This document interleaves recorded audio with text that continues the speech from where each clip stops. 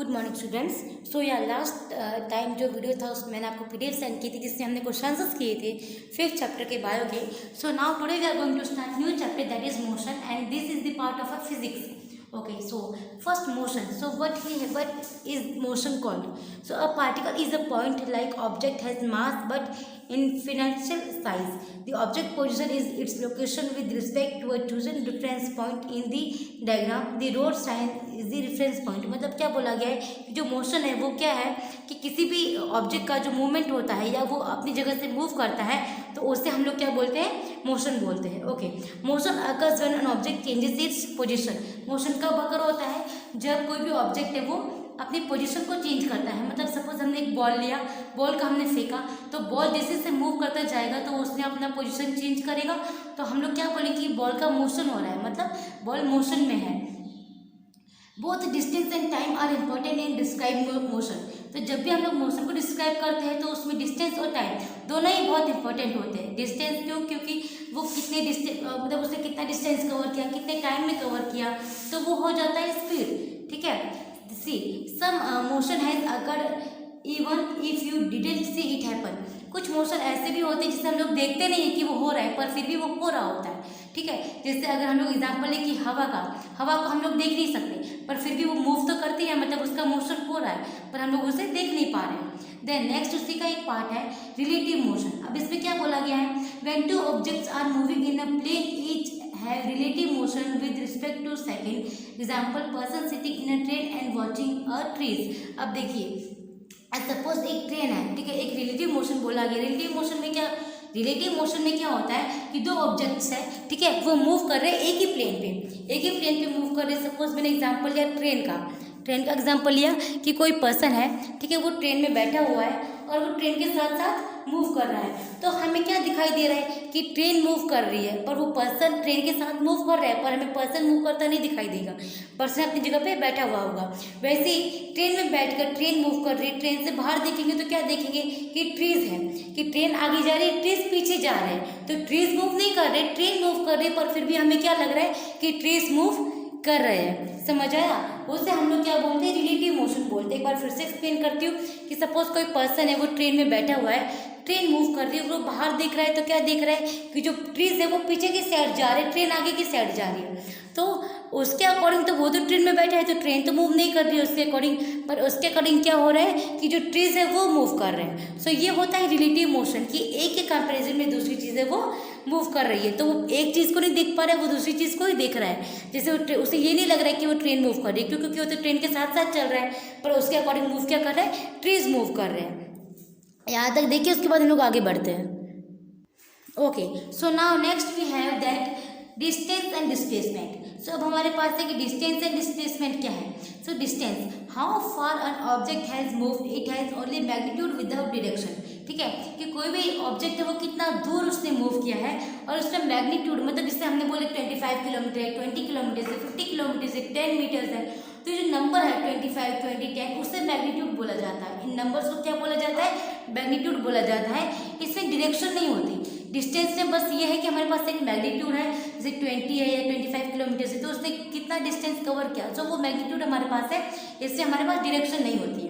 जब डिस्प्लेसमेंट की बात आती है, how far and in what direction an object has moved from its start position, मतलब direct distance between two points. अब इसमें क्या बोला गया है कि इससे बोला गया है कि कितना डिस्टेंस कवर किया है और कौन से डायरेक्शन में किया है.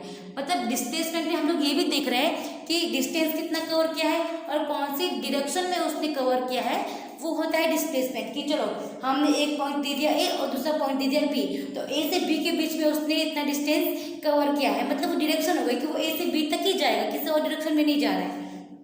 ठीक है, तो डिस्प्लेसमेंट में हम लोग क्या पढ़ते हैं कि कितना डिस्टेंस कवर किया है और कौन सी डायरेक्शन में किया है, तो वो आता है डिस्प्लेसमेंट.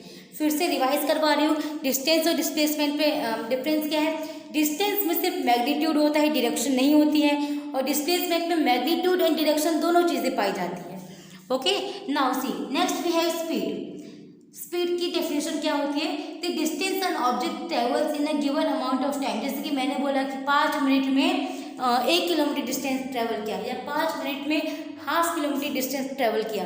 तो कितने डिस्टेंस में कितना ट्रेवल किया है कि आप कितने टाइम में कितना डिस्टेंस ट्रेवल किया है, वो स्पीड होती है।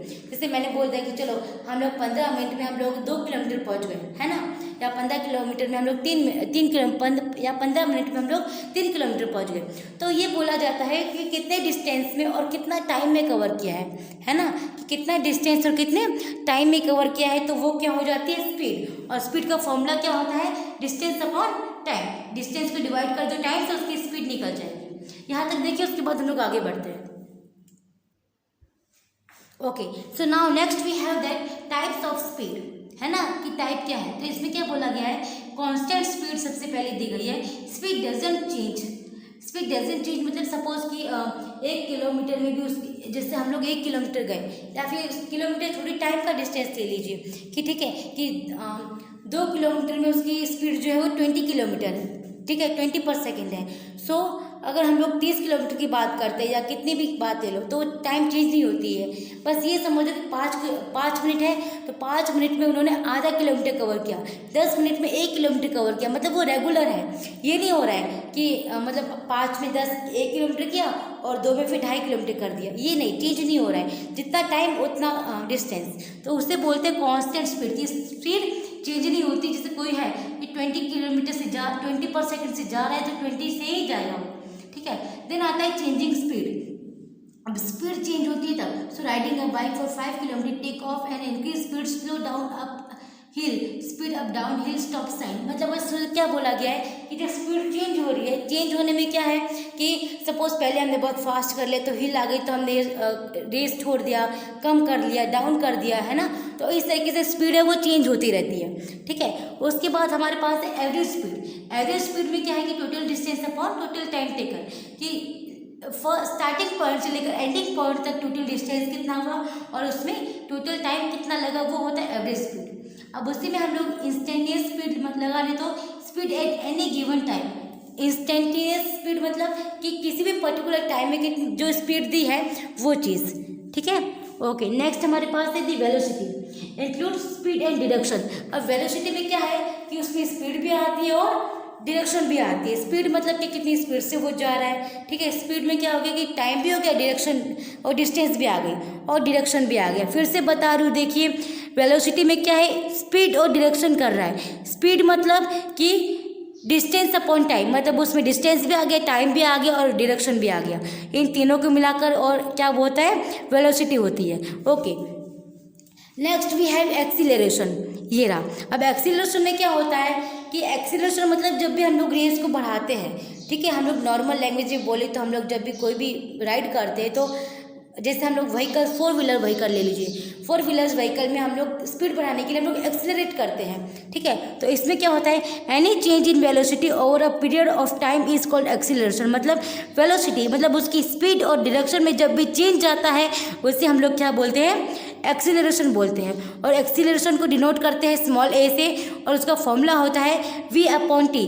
v यानी कि वेलोसिटी और टी मतलब टाइम, और यहाँ पे वेलोसिटी को डिनोट करते हैं स्मॉल v से। सो आज हम लोग यहीं पे ख़त्म करते हैं। आज का हमारा टॉपिक यहीं पे ख़त्म होता है। नेक्स्ट टॉपिक हम लोग नेक्स्ट वीडियो में स्टार्ट करेंगे। कोई भी डाउट हो तो प्लीज़ बताइएगा, ताकि मैं नेक्स्ट वीडियो बता के आपका डाउट सॉल्व कर सकूँ। Thank you.